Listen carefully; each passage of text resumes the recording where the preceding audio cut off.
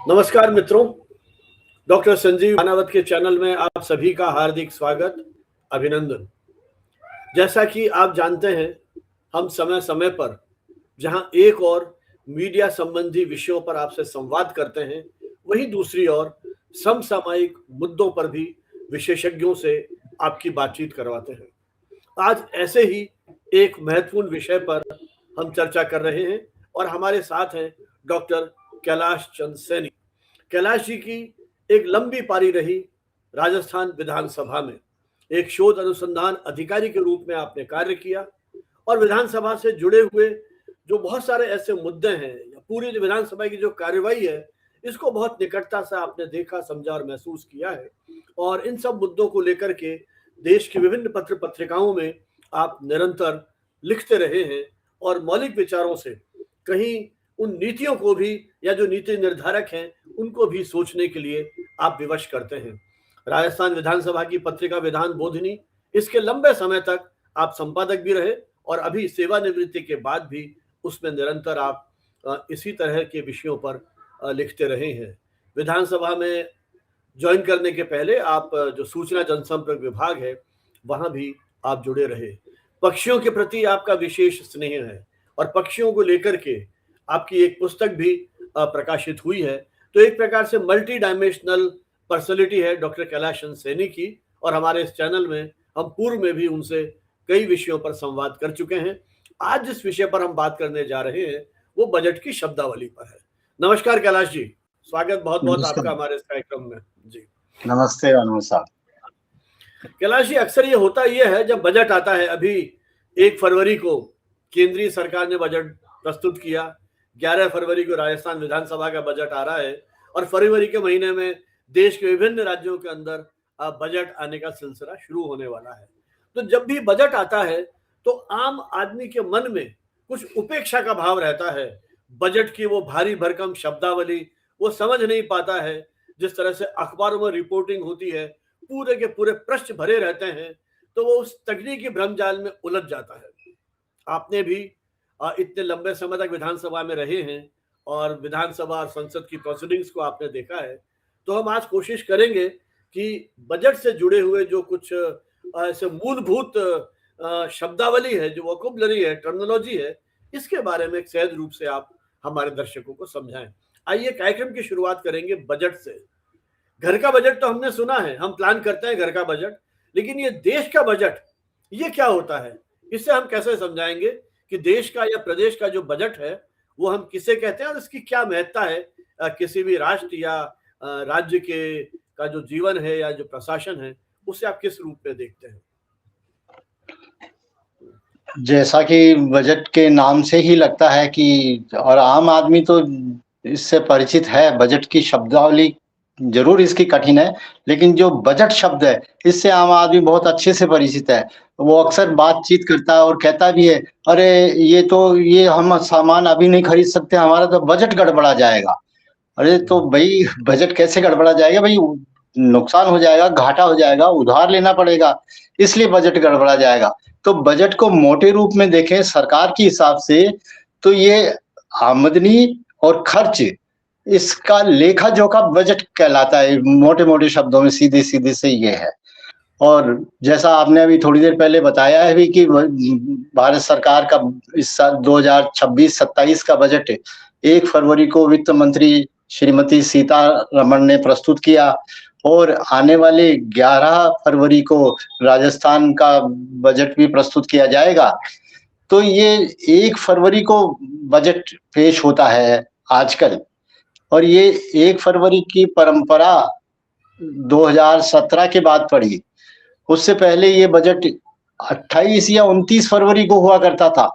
तो इसके बदलने के पीछे भी कारण यह रहा कि भाई 1 अप्रैल से, जैसे वित्त वर्ष की शुरुआत 1 अप्रैल से होती है, तो 1 महीना ही बचता है। तो 1 महीना पूरे बजट को पास करने में और राशि उपलब्ध कराने में कम पड़ता है। इसी को ध्यान में रखते हुए इसको बदला गया कि अब 1 फरवरी को ये बजट होता है और 1 फरवरी को 11 बजे ही बजट आता है। तो ये 11 बजे का ही ये क्यों रखा गया, ये दिमाग में भी आवे तो ये बताना मैं मुनासिब समझूंगा कि पहले ये जो बजट प्रस्तुत किया जाता था, ये शाम के 5 बजे हुआ करता था। तो 5 बजे के पीछे भी एक लॉजिक ये है कि 5 बजे ही क्यों हो, तो जब लोकसभा और विधानसभाएं तो 11 बजे ही शुरू हो जाती हैं। तो इसके पीछे भी एक कारण बताया गया कि आजादी से पहले जब यहाँ ब्रिटिश शासन हुआ करता था, तो शाम को 5 बजे बजट पेश किया जाता था। तो उस टाइम इंग्लैंड में, मतलब ब्रिटेन में 11:30 बजते थे, तो वहां के लोग उस बजट को सुनने के लिए सही टाइम होता था। इसलिए हमारे यहाँ तो शाम हो जाती है। तो ये टाइम बाद में जाके, बहुत बाद में, जो ये 1999 में जाके ये समय का बदलाव किया गया। और जब वो थे मिस्टर सिन्हा वित्त मंत्री थे, तब उनके टाइम में ये बदलाव किया गया और शाम के बजाय 11 बजे किया गया। और बजट के बारे में जैसे चली बात, तो ये भी कहना मुनासिब समझूंगा कि बजट जो है साल के उसका हिसाब किताब लेखा जोखा तो रखा ही जाता है, और ये जो सरकार के कार्यपालिका इसको बनाती है, और उसमें जो वित्त मंत्रालय का जो इकोनॉमिक अफेयर्स डिपार्टमेंट का बजट डिवीजन इसको तैयार करता है। वो सारी मिनिस्ट्री से, डिपार्टमेंट से, राज्यों से सबसे परामर्श करने के बाद बनाता है। इसके बाद ये विधायिका में आता है और वित्त मंत्री इसको पेश करती है, बजट भाषण भी देती है उस टाइम। अभी देती है, मैं इसलिए बोल रहा हूँ कि अभी वर्तमान में श्रीमती सीतारमण इसकी वो मंत्री है, इसलिए। कैलाश जी, बहुत महत्वपूर्ण और रोचक तथ्यों की ओर आपने ध्यान दिलाया। ये मुझे ध्यान है कि बरसों तक बजट फरवरी के अंतिम सप्ताह में पेश किया जाता था। वो 28 फरवरी या 29 फरवरी जैसा आपने कहा, और अब 1 फरवरी से इसलिए किया जा रहा है कि समय मिल जाए विचार के लिए। तो महत्वपूर्ण परिवर्तन है। तो बजट किसी भी राष्ट्र या राज्य के जीवन का एक बहुत महत्वपूर्ण हिस्सा है कि किस प्रकार से वहां खर्चे होंगे, कैसे इनकम होगी, उसका पूरा लेखा जोखा एक पारदर्शी सरकार में यह आवश्यक है कि जनता को बताया जाए कि कौन कौन से मद में किस तरह के प्रावधान किए गए हैं। तो निश्चित रूप से आपने बताया कि जो वित्त मंत्रालय है ये उसके बीच की महत्वपूर्ण कड़ी है और कितनी मेहनत और परिश्रम लगता है पूरे इस लेखा जोखा में। लेकिन कैलाश जी, हम कई बार क्या हमेशा ये होता है कि जब बजट आने वाला होता है तो उसके 1-2 दिन पहले अखबारों में बजट सर्वे, आर्थिक सर्वेक्षण जो होता है उसके बारे में काफी विस्तृत रिपोर्ट छपती है, और आर्थिक सर्वेक्षण से हमें एक मोटा मोटा आइडिया लग जाता है देश की आर्थिक स्थिति के बारे में। तो ये आर्थिक सर्वेक्षण या इकोनॉमिक सर्वे, ये कैसे बजट निर्माण में सहायक होता है, या आम जनता के लिए या देश के लिए इसकी क्या महत्ता है इकोनॉमिक सर्वे की, इसके बारे में कुछ बताइए। हाँ, ये इकोनॉमिक सर्वे, इसको बजट से ठीक एक दिन पहले वित्त मंत्रालय की ओर से संसद में रखा जाता है, और इसको देश का आर्थिक रिपोर्ट कार्ड कहा जा सकता है। इसमें ये बताया जाता है कि पिछले साल में सरकार ने क्या क्या किया, क्या स्थिति रही, किस क्षेत्र में ये और सुधार की आवश्यकता है। इसमें पूरे आंकड़ेबाजी सारे मंत्रालयों के, विभागों के सब दिए जाते हैं, और ये भी बताया जाता है कि ये किस स्थिति में है अभी। किसी जैसे कृषि के मामले में मान लीजिए कि कुछ कमी रह गई, तो इसमें ये सुझाव दिया जाता है कि कृषि को लेके कुछ योजनाएं, कुछ और सुधार ऐसे किए जाएं जो आगे आने वाले समय में उसको संतुलित दृष्टि से विकास के मार्ग पर लाया जा सके। इसी सर्वेक्षण में ये भी मुख्य आर्थिक सलाहकार है, उनकी तरफ से भी इसमें सुझाव और सलाह दी जाती है कि किस क्षेत्र में किस तरह के टैक्सेशन की या कैसी सुधार की योजनाओं की आवश्यकता है। इस तरह पूरा सारा होता है। इस सर्वेक्षण पर आधारित आंकड़ों पर ही जो वित्त मंत्री हैं वे अपना भाषण उसको भी ध्यान में रखते हुए तैयार करते हैं। साथ में अगर इसको ये कहा जाए कि पिछले साल में हमने क्या किया और हम आज कहाँ खड़े हैं, ये स्थिति इस सर्वेक्षण से पता लग जाए। और मोटे रूप में कहें तो ये आर्थिक सर्वेक्षण वह आधार है जिस पर बजट की इमारत खड़ी की जाती। तो कैलाश जी, ये जो आर्थिक सर्वेक्षण है क्या इससे हमें बजट के बारे में कुछ एक मोटा-मोटा आइडिया लगने की कोई संभावना होती है? हम अनुमान लगा सकते हैं कि इस बार के बजट में टैक्स बहुत अधिक होंगे, टैक्स कम होंगे, या कोई इस तरह का संकेत मिलने की संभावना होती है? या ये आर्थिक सर्वेक्षण बजट से इसका कोई सीधा जुड़ाव नहीं है? मतलब इनका आपस नहीं में क्या कोरिलेशन है?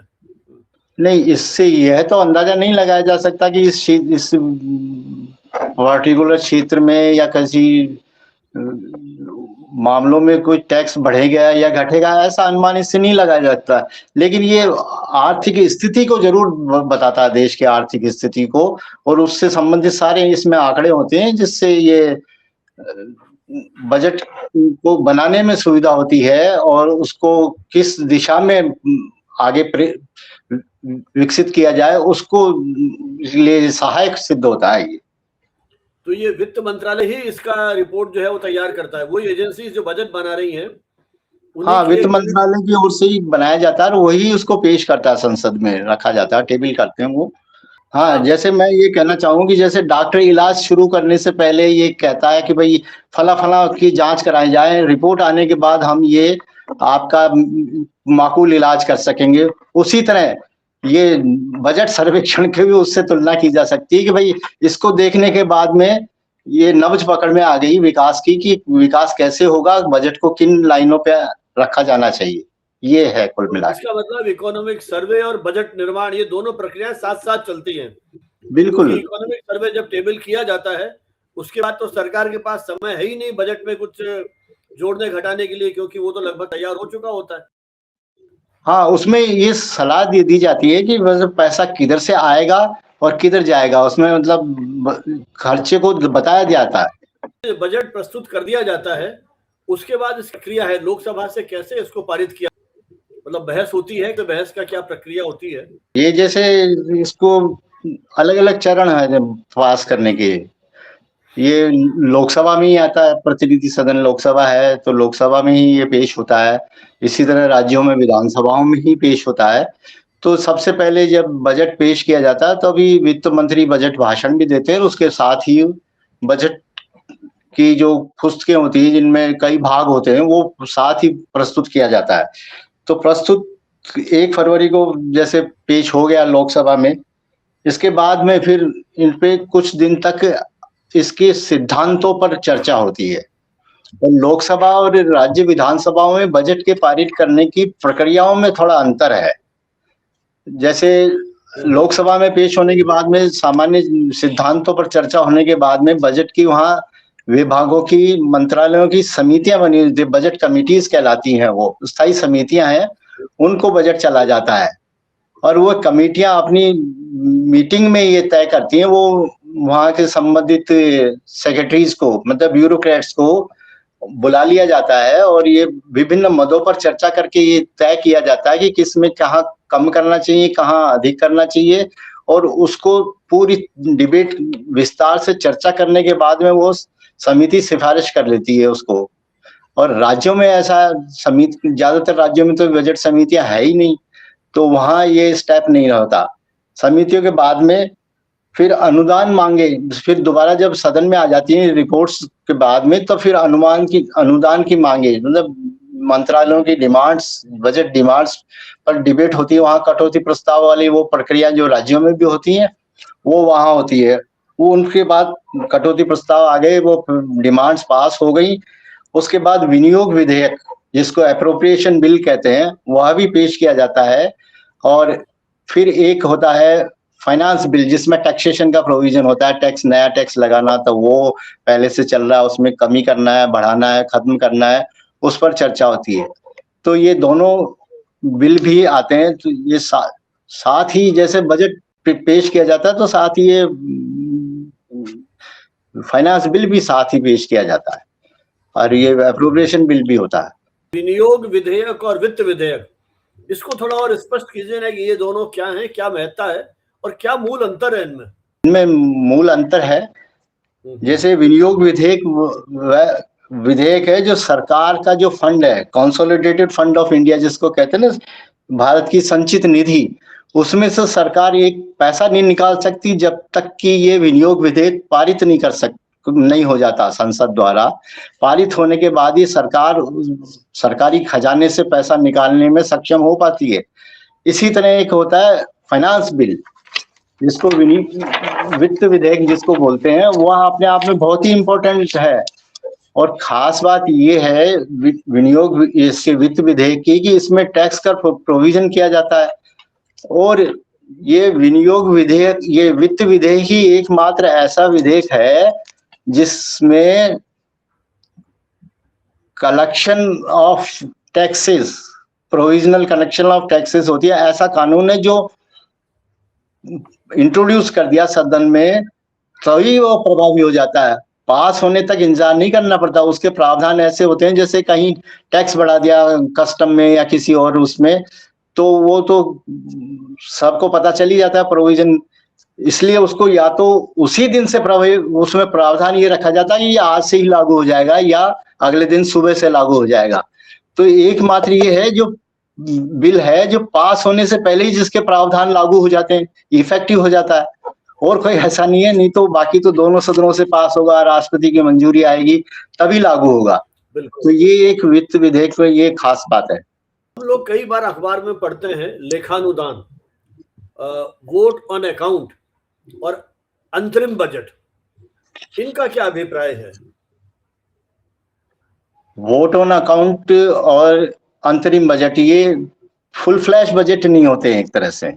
जैसे चुनाव के बाद में सरकार आई तो उसके बाद इतना समय नहीं होता ये पूरे साल का बजट तैयार कर ले और फिर वो पास करने के हिसाब से सारा डिटेल में आवे, तो फिर वो सरकार 2 महीने के लिए 3 महीने के लिए ऐसे छोटा बजट लेखानुदान लेती है, जिससे वो पैसा निकालने के लिए कर्मचारी को तनख्वाह देनी है, पेंशन देनी है, कुछ करना। तो खर्चे के लिए जो छोटा बजट का प्रारूप है वो उसकी स्वीकृति लेने के लिए सदनों से वोट ऑन अकाउंट कहलाता है वो।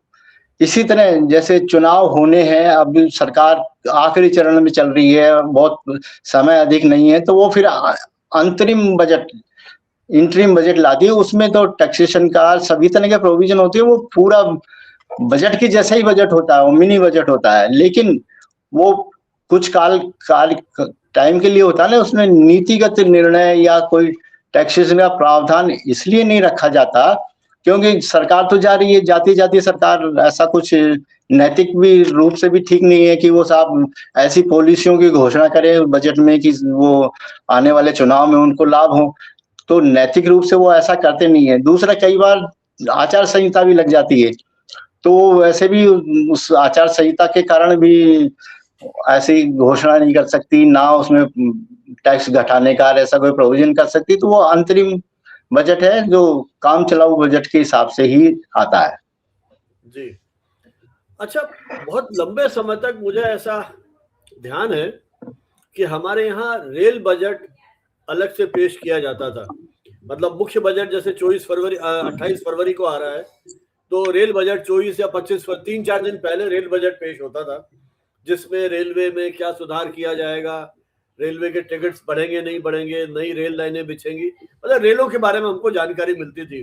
तो उसकी भी उत्सुकता से लोग प्रतीक्षा करते थे। लेकिन अब बहुत समय से रेल बजट अलग से नहीं आता है, तो ये कब इनका विलय किया गया और इसके पीछे क्या तर्क था? रेल बजट जिसकी शुरुआत हुई थी 1924 में, मुझे भी जानकारी करने भी जब पता लगा 1924 में एक्वर्थ कमेटी थी 10 सदस्यों की, उसने सिफारिश की थी। तब से ये 1924 से रेल बजट आ रहा है। तो ये पहले रेल का इतना विकास नहीं हुआ था, ब्रिटिश राज था, तो रेलों के इंफ्रास्ट्रक्चर को सुधार करना था, उसलिए तब से रेल बजट बहुत अलग आया करता था। ये अपने आप में जीडीपी का 10 से 15% हुआ करता था, इसलिए ये अलग से आया करता था। और इसके बाद में 2017 में केंद्र सरकार ने इस बजट को मुख्य बजट में शामिल कर दिया, क्योंकि विकास वगैरह रेलवे का काफी हो चुका था और वित्तीय स्थिति को एकीकृत करने के लिए ये किया गया। और अब 2017 के बाद में इसको, जब अरुण जेटली थे वित्त मंत्री, तब से ये आम बजट में शामिल कर लिया गया और इसको बजट की जटिलताओं और प्रक्रियाओं को एक रूट करने के हिसाब से किया गया। तब से ये इसको बंद कर दिया गया, अब इसमें शामिल कर लिया गया। इसके लिए विवेक देबरॉय की कमेटी भी बनाई गई थी। उस कमेटी की सिफारिश के बाद में इन दोनों को एक ही बजट में शामिल कर दिया गया। अब आम बजट में ही रेल बजट का भी प्रोविजन होता है, वह भी इसी के साथ लिया जाता है। आपने अभी जीडीपी शब्द का प्रयोग किया, ये जीडीपी क्या है और अर्थव्यवस्था का प्रमुख संकेतक इसको क्यों मानते हैं? जीडीपी जैसे इसको डोमेस्टिक मतलब ग्रॉस डोमेस्टिक प्रोडक्ट, कोई जीडीपी एब्रिविएटेड फॉर्म में जीडीपी कहते हैं। ये देश की आर्थिक सेहत को मापने का पैमाना माना जाता है। इसमें भौगोलिक सीमाओं में जो कुछ भी देश में बना है, चाहे वह सामान हो चाहे सेवाएं हो, उनका जो वैल्यू है उसका जोड़ जीडीपी कहलाता है। जैसे इसको सालाना प्रोग्रेस रिपोर्ट कार्ड भी कह सकते हैं। इसमें देश की कुल कमाई, जिसमें सामान भी आ गया और सेवाएं भी आ गई, उनका जोड़ ये कहलाता है जीडीपी, जिसमें कुल कीमत है। जैसे मान लीजिए एक बड़ा सा मतलब अपने बड़ी सी दुकान है मान लीजिए, समझने के हिसाब से, तो दुकान के अंदर अपन ने चीजें भी बनाते हैं और सेवाएं भी देते हैं। तो जो चीजें बनी, जो सेवाएं हुई, उनका जो टोटल कमाई हुई वह जीडीपी कहलाती है। जैसे देश में भौगोलिक सीमा में कार बन गई, मोबाइल बन गए, अनाज उत्पादन हो गया है, और प्रोफेशनल्स की, टीचर्स की सेवाएं हो गई, डॉक्टरों की हो गई, ड्राइवरों की हो गई, सबकी सेवाओं का मूल्य और जो सामान निर्मित हुआ देश में उसका मूल्य, वो दोनों मिलके जीडीपी कहलाता है। इसमें जैसे कार में साहब आपने टायर अलग से लिए तो उसकी कीमत नहीं जुड़ेगी, टायर हो गए, सीटें हो गई, लेदर हो गई, व्हील हो गए, वो सब नहीं। कार की जो कीमत है वो फाइनल एक दफे में जो सभी चीजें मिलके जो बनेगी वो जोड़ा जाता है। तो ये जीडीपी से, ये जैसे जीडीपी बढ़ रही है मतलब देश तरक्की कर रहा है, जीडीपी घट रही है मतलब देश पिछड़ रहा है, कर्ज का बोझ बढ़ रहा है, रोजगार घट रहे हैं। इससे जीडीपी से ये अंदाजा लगाया जाता है कि जीडीपी बढ़ती है तो देश का विकास भी होता हुआ नजर आता है। अच्छा, कई बार हम बजट को पढ़ते समय, समझते समय ये पढ़ते हैं पूंजीगत व्यय और राजस्व व्यय। ये क्या अवधारणा, ये क्या कॉन्सेप्ट है, पूंजीगत व्यय और राजस्व व्यय? इसे हम कैसे समझाएंगे? हाँ, ये बजट से रिलेटेड सबसे मुख्य पूंजीगत व्यय और ये राजस्व व्यय दोनों ही हैं। जैसे राजस्व व्यय की अपन बात करें तो ये एक तरह से रिकरिंग जो खर्चा होता है ना, जो हर साल होता है। जैसे सरकार कर्मचारियों को पेंशन देती है, तनख्वाह देती है, सब्सिडी का भुगतान करती है, तो ये हर साल करना होता है सरकार को, तो ये राजस्व व्यय के तहत खर्चा होता है। इसी तरह पूंजीगत व्यय जो है वो इसको कैपिटल एक्सपेंडिचर के रूप में कहा जाता है। इससे संपत्ति का निर्माण होता है। जैसे सरकार सड़कें बना रही है, पुल बना रही है, फ्लाईओवर बना रही है, और भी इस तरह के संसाधनों का विकास कर रही है, तो वो पूंजीगत व्यय के तहत होता है। तो पूंजीगत व्यय से संपत्तियों का निर्माण होता है और ये राजस्व व्यय से जो नियमित खर्चे हैं वह होते हैं। तो इसका उद्देश्य उत्पादन क्षमता बढ़ाना, आर्थिक विकास करना पूंजीगत व्यय के तहत ही होता है।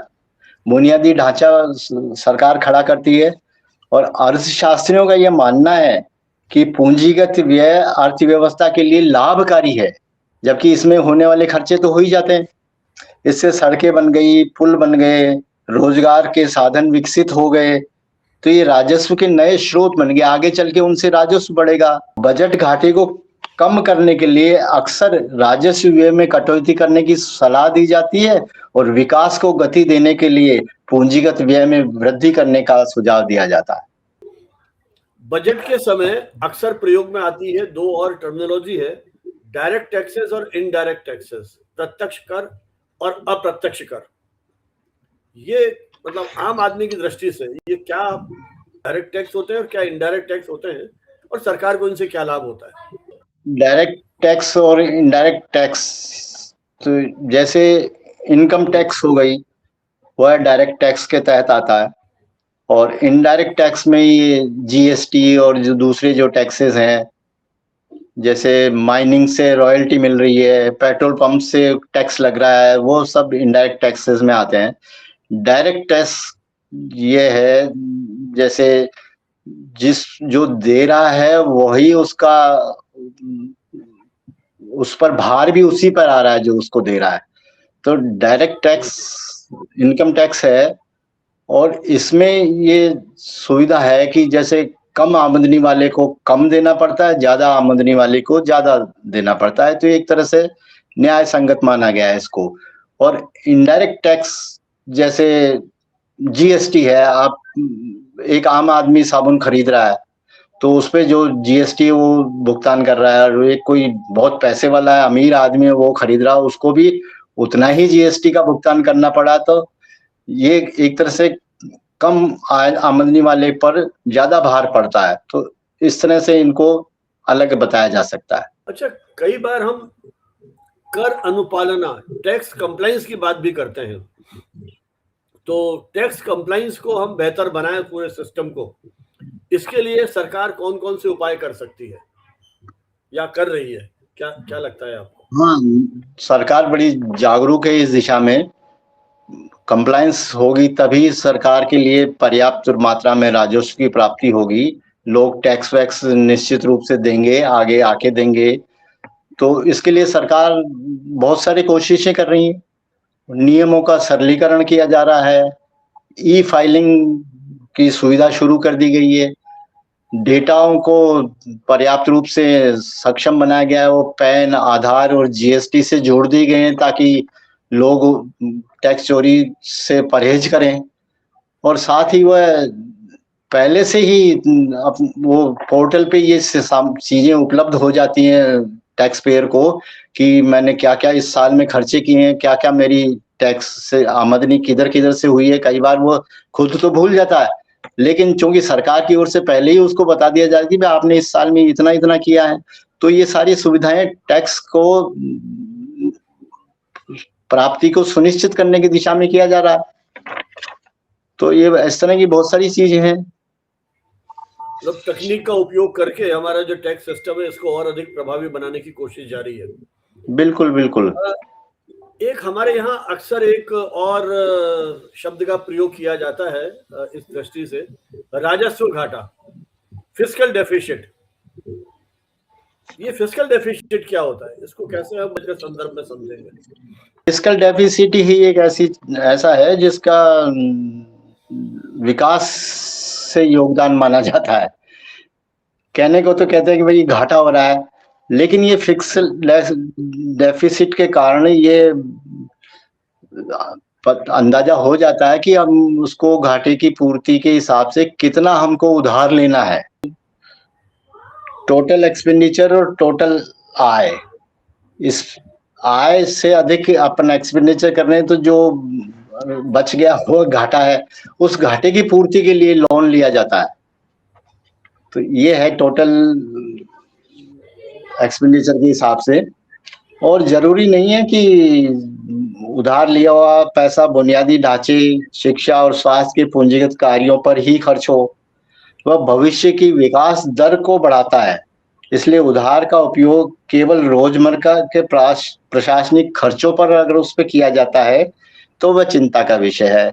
लेकिन घाटे पे जीडीपी को एक निश्चित प्रतिशत तक, जो आदर्श रूप में 3% माना गया है, उतना तक तो मानते हैं कि भाई हाँ ठीक है, ये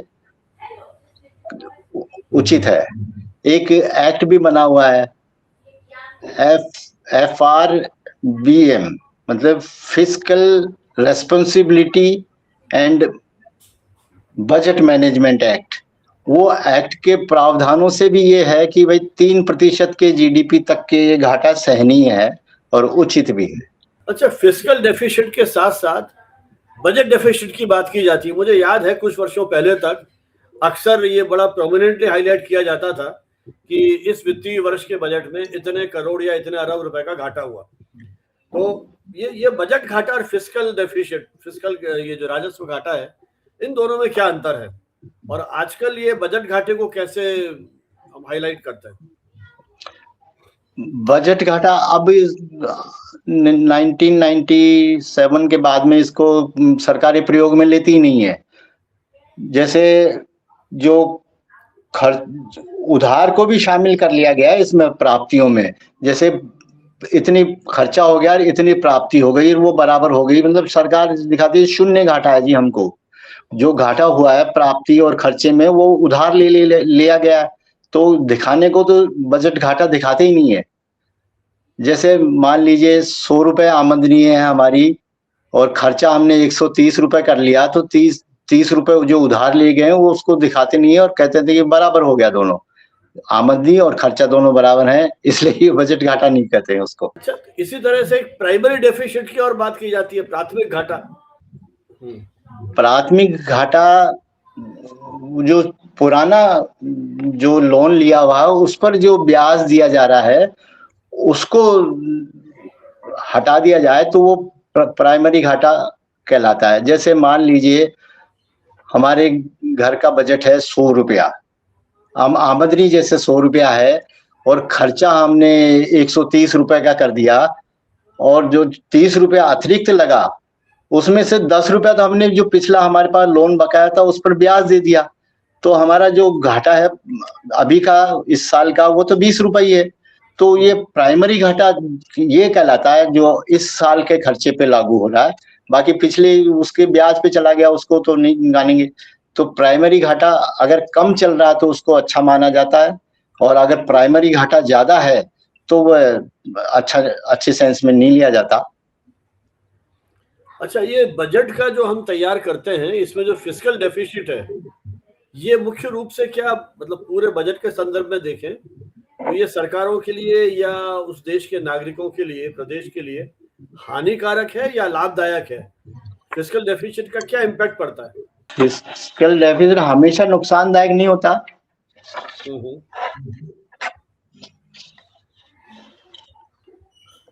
इसको बुनियादी ढांचे में अगर निवेश कर रहे हैं और तो सरकार जैसे बजट बनाकर उसमें बाजार में पैसा डालती है, रोजगार पैदा होता है, तो अर्थव्यवस्था एक तरह से पटरी पे आती है, तो इसलिए उस दृष्टि से तो इसको ठीक माना गया है। और जैसे शिक्षा और स्वास्थ्य पर किया गया खर्चा भविष्य की पीढ़ी के लिए उसको कुशल बनाता है, वह आगे आके काम करते हैं, तो उस हिसाब से भी अच्छा है। लेकिन ये बजट, ये जो राजकोषीय घाटा उस सूरत में हानिकारक है जब उधार लिया गया पैसा केवल वेतन, पेंशन और सब्सिडी उन पर ही खर्च हो रहा है अधिक, तो वह उस सूरत में नुकसानदायक है। मुद्रास्फीति अगर बढ़ रही है, नोट छाप रहे हैं, उधर खर्चा हो रहा है, महंगाई बढ़ रही है, तो उसी स्थिति में भी नुकसानदायक है। और निवेश की कमी, अधिक उधार लेने से निवेश की कमी होती है तो वह नुकसानदायक है। इसलिए ये घाटा कितना है उससे ज्यादा महत्वपूर्ण ये है कि ये घाटा क्यों है, और ये घाटा विकास के निवेश के लिए है तो वरदान है, और अगर केवल खर्चे बढ़ाने के लिए है तो बोझ है एक तरह से, हानिकारक है जी। अच्छा, अभी एक आपने मुद्रास्फीति की बात कही, इन्फ्लेशन की बात कही आपने। इन्फ्लेशन और बजट, इनके बीच में क्या कोरिलेशन है? ये भी एक तरह से दोनों दो तरफा प्रभाव पड़ता है इस पे, इन्फ्लेशन का बजट पे। जैसे बजट को बाजार में पैसे की आवाजाही को नियंत्रित करता है, इसी तरह सरकारी खर्च में जो पैसा खर्च होता है, नई योजनाएं, बुनियादी ढांचे पे, इन पे जो सारा खर्चा होता है तो उनसे कीमतें बढ़ जाती हैं। कीमतें बढ़ने के लिए सरकार को दो तरह से टैक्स बढ़ाती है सरकार। जीएसटी बढ़ाती है तो सीधे तौर से सामान महंगे हो जाते हैं, वो और महंगाई बढ़ाते हैं। इस तरह से बजट में भी उसका प्रभाव पड़ता है। और सामान महंगे हो गए, सरकार ने प्रावधान जैसे सड़कों पे, पुलों पे, इनके लिए जो प्रावधान किया था, सामान चूंकि महंगा हो गया, सीमेंट, लोहा सब बढ़ गए, तो सरकार पर भी के बजट पे भी उसका प्रतिकूल प्रभाव पड़ता है। तो महंगा हो जाता है। उस सूरत में सरकार अपने विकास कार्यों पे भी खर्च करने में कठिनाई महसूस करती है। अच्छा, ये जो हम अक्सर बात करते हैं डिमांड साइड और सप्लाई साइड, इनका क्या अभिप्राय है? डिमांड साइड क्या होता है और सप्लाई साइड क्या होता है? अर्थव्यवस्था को चलाने के लिए जैसे दो, कोई मान लीजिए अर्थव्यवस्था एक गाड़ी है तो उसको चलाने के लिए दो पहिए की आवश्यकता होती है। एक पहिए को हम डिमांड कह सकते हैं तो दूसरे को सप्लाई भी कह सकते हैं। इसके लिए ये कह सकते हैं कि जैसे देश का उत्पादन की क्षमता और दक्षता बढ़ानी है तो आपूर्ति की आवश्यकता होगी। उसी तरह लोगों को सामान खरीदने के लिए शक्ति बढ़ानी है उनकी, तो उनको पैसे की आवश्यकता होगी। तो उनको पैसे की आवश्यकता के लिए सरकार को भी कई कदम बढ़ाने पड़ते हैं। टैक्स पेयर्स का टैक्स कम करना होता है, लोन की ब्याज दरें घटानी पड़ती हैं, तब वह उसकी क्रय शक्ति बढ़ेगी तो वह सामान खरीदने के लिए सक्षम होगा। इसी तरह दूसरे टैक्स कम करके उनको आपूर्ति वालों को भी सुविधा देनी होती है। इसको समझने के लिए मान लीजिए एक कपड़े की दुकान है और मंदी के कारण वह चल नहीं रही है, तो सरकार सारे गांव वालों को, जहां वह दुकान है और चल नहीं रही है, तो सारे गांव वालों को 1-1 हजार रुपया दे देती है कि जाइए सामान खरीद लीजिए। तो सब लोग, चूंकि सरकार ने पैसा दे दिया, सब्सिडी की कहें या कुछ दूसरे शब्दावली भी काम में ले सकते हैं, तो वह सामान खरीदने लगेंगे उस दुकान से, वो दुकान चल पड़ेगी। दूसरी ओर सरकार सप्लाई के हिसाब से दुकानदार के टैक्सों में कमी कर देती है, वहां दुकान तक की पहुंच को आसान कर देती है, सड़क बना देती है और बिजली वगैरह की पर्याप्त सुविधा कर देती है, तो उस दुकानदार को भी सुविधा होती है, तो वो दुकान दोनों तरह से चलने लगी, दुकानदार को भी फायदा होने लगता है। तो ये लोगों को सुविधा हो गई, दुकानदार को सुविधा हो गई, तो ये दोनों की सुविधा से वो दुकान चल पड़ती है और वो मंदी से उबर उठती है। तो कहने का मतलब ये है कि अर्थव्यवस्था के लिए सप्लाई और डिमांड दोनों का संतुलन जरूरी है, और ये संतुलन इस तरह से कायम करने का प्रयास सरकार के द्वारा किया जाता है। अच्छा, आपने सब्सिडी की बात की अभी कि सब्सिडी देते हैं तो दुकान चल पड़ेगी। क्या सब्सिडी की जो पॉलिसी है वो आर्थिक विकास को बेहतर या टिकाऊ बनाने के लिए उपयोगी साबित होती है या निरर्थक रहती है? क्या क्या सोचते हैं आप? सब्सिडी का मेन ये है कि वो किसको और कब और किस रूप में दी जा रही है। तो टिकाऊ के लिए ये बहुत जरूरी है कि वह, जैसे पिछड़े हुए लोग, जैसे आम आदमी यहाँ ज्यादा भारत में मध्यम वर्ग और उससे कम के लोग हैं, तो उनको जैसे सार्वजनिक वितरण प्रणाली हो गई, फर्टिलाइजर हो गया, किसानों को इस तरह की चीजों पे सब्सिडी दी जाती है, तो वो उनको ऊपर उठाने के हिसाब से दी जाती है। इसी तरह प्रतिस्पर्धा को बढ़ाने के लिए इसको, जैसे सोलर पे आजकल सरकार सब्सिडी दे रही है, तो ये इस तरह की सब्सिडी तो अच्छे सेंस में जाएगी। दूसरा, अगर अनुत्पादक खर्चों को बढ़ाने के लिए सब्सिडी जा रही है, जैसे फ्री बीज की चर्चा इन दिनों बहुत आम रहती है, चुनाव के समय में बहुत सारी चीजें फ्री में दी जाती है, तो वह वो तो टिकाऊपन के हिसाब से नहीं है। वोट के लेने के लिए जो दी जा रही है वह सब्सिडी तो अच्छी सेंस में नहीं मानी जाएगी। अच्छा, विकास के लिए क्या पूंजीगत व्यय को हम और अधिक बेहतर बनाएं, उसको बढ़ाएं, तो क्या विकास की दिशा में हम आगे बढ़ सकते हैं? नहीं, खाली पूंजीगत व्यय को बढ़ाने से विकास नहीं होगा, उसके लिए दोनों बातें देखी जाएगी, उनमें संतुलित दृष्टिकोण अपनाना आवश्यक होगा। केवल शानदार सड़कें बना देना, पुल बना देना, ये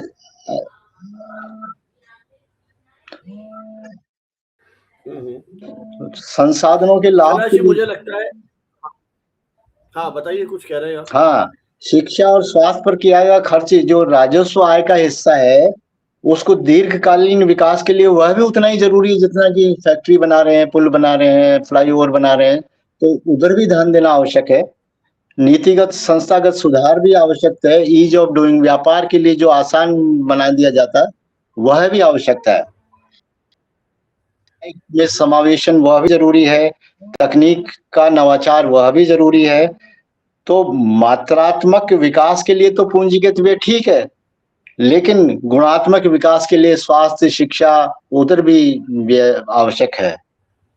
अच्छा, आपको क्या लगता है, आप इतने लंबे समय तक विधानसभा में रहे और इन सारी प्रक्रियाओं से जुड़े रहे, ये जो हमारी बजट की शब्दावली है, जिन प्रमुख शब्दों की आपने बात की, क्या वास्तविक रूप से ये शब्द काफी कठिन है, या मतलब इन शब्दों से कैसे हम फेमिलियर करें आम आदमी को, ताकि वो बजट की उस मूल भावना को सही परिप्रेक्ष्य में समझ सके? हाँ, बजट की शब्दावली वाकई कठिन है, और ये मैंने खुद ने भी महसूस किया है। 1 फरवरी को जब बजट भाषण वित्त मंत्री दे रही थी, साथ में उसका हिंदी तर्जुमा भी दूरदर्शन पे मैं देख रहा था किसी अन्य चैनल के माध्यम से, तो मेरे बहुत अच्छे से समझ में नहीं आया। जबकि आम आदमी, पढ़ा लिखा आम आदमी कह सकता हूँ, तो वह तो मैंने कहा ऐसी भाषा को सुन के समझने में बड़ी कठिनाई उसको महसूस होगी। तो और दूसरा, आंकड़ों का मायाजाल कहना इस बजट को सही रहेगा, क्योंकि इसमें हजारों, लाखों, इतने लाख करोड़, इतने हजार करोड़, ऐसी बातें हैं भैया। आम आदमी के रोजमर्रा के जीवन में ऐसे आंकड़ेबाजी ना तो वो सुनता है ना समझता है, और वो ऊपर से चली जाती है उसके। तो इसको सरल करना चाहिए। तकनीकी शब्दावली को भी आम आदमी की समझ के, उसकी जो दृष्टिकोण है उसके हिसाब से किया जाए। इसके लिए अब तो साइंस, टेक्नोलॉजी, दुनिया भर की ये एडवांसमेंट हो गया, तो अखबार वाले भी ये जब पूरे पन्ने रंग देते हैं, लेकिन आम आदमी उसको देख के पलट ही देता है। हालांकि ग्राफिक्स जो है, टेबल्स हैं, उनको देख के थोड़ी बहुत कोशिश करता है समझने की। तो मेरा ये इसमें सुझाव है कि कुछ ऐसे ऐप हों, ऐसे तकनीकी रूप से जो आम आदमी की समझ के अनुकूल हो, उस दिशा में सरकार को सोचना चाहिए। आपने सही कहा, इसीलिए हमने इस कार्यक्रम में आपको आमंत्रित किया, ताकि एक छोटा सा हमारा भी प्रयास हो कि इसकी जो मूलभूत शब्दावली है उसके बारे में हम कुछ बात करके हमारे दर्शकों को समझा सके। और आपने बिल्कुल ठीक कहा कि आजकल समाचार पत्रों में ये कोशिश हो रही है कि बजट की इस जटिलता को सहज रूप से समझाने का कुछ प्रयास किया जाए। खबरों के माध्यम से, आपने कहा ग्राफिक्स के माध्यम से, इलस्ट्रेशंस के माध्यम से ये प्रयास अब किए जा रहे हैं। तो उम्मीद करते हैं जिस प्रकार बजट प्रस्तुति में ये परिवर्तन पिछले वर्षों में किए गए हैं, आने वाले समय में जो हमारे वित्त मंत्री हैं वो प्रयास करेंगे कि बजट को हम और अधिक सरल, सहज रूप से प्रस्तुत करें, ताकि आम आदमी उसको समझ सके और देश की प्रगति के साथ, देश की विकास की धारा के साथ जुड़ सके। कैलाश जी, आपको बहुत बहुत धन्यवाद, आपने समय दिया और कुछ मूलभूत प्रश्नों के बारे में, शब्दावली के बारे में आपने अपने अनुभव हमसे साझा किए। बहुत बहुत धन्यवाद। और दर्शकों से हमारा अनुरोध कि वह इस कार्यक्रम को सुने, और उन्हें कैसा लगा हमारा ये कार्यक्रम, या और भी वो कोई चीज़ जानना चाहते हो तो कमेंट बॉक्स के माध्यम से, अपनी टिप्पणियों के माध्यम से वो हम तक पहुंच सकते हैं। एक बार फिर बहुत बहुत आभार। जय हिंद, जय भारत।